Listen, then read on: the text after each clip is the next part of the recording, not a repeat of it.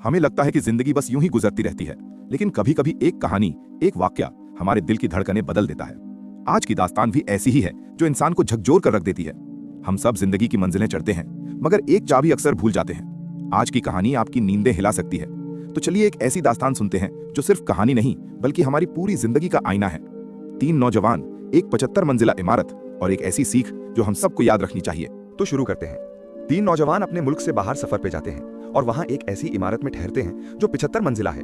उनको 75वीं मंजिल पर रूम मिलता है। वहां का मैनेजमेंट उन्हें बाखबर करते हुए कहता है कि मियां, हमारे यहाँ का निजाम आपके मुल्क से थोड़ा मुख्तलिफ है।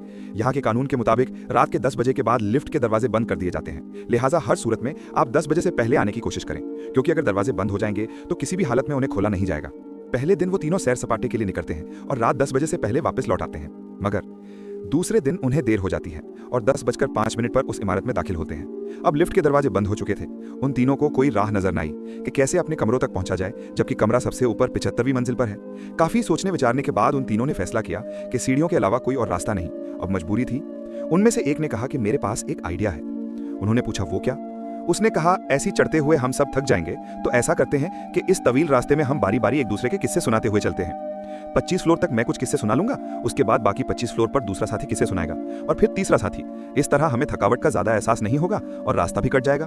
पहले दोस्त ने कहा, मैं तुम्हें हंसी मजाक और तफरीक के किस्से सुनाता हूं, जिससे तुम सब एंजॉय करोगे। अब तीनों हंसी मजाक करते हुए चलते रहे।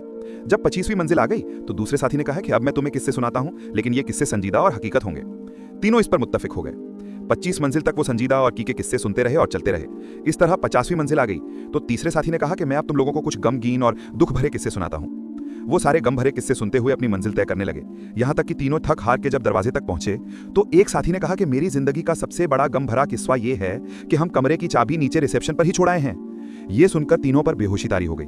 मगर रुके हैं, अभी मेरी बात मुकम्मल नहीं हुई। इस किस्से में आपके लिए इबरत है।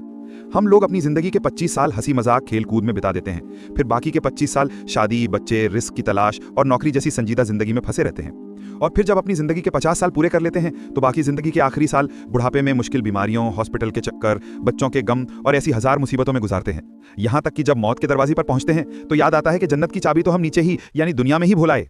सबक, मेरे भाइयों, जन्नत की कुंजी नमाज है और हमें चाहिए कि हम उसे हमेशा अपने साथ रखें।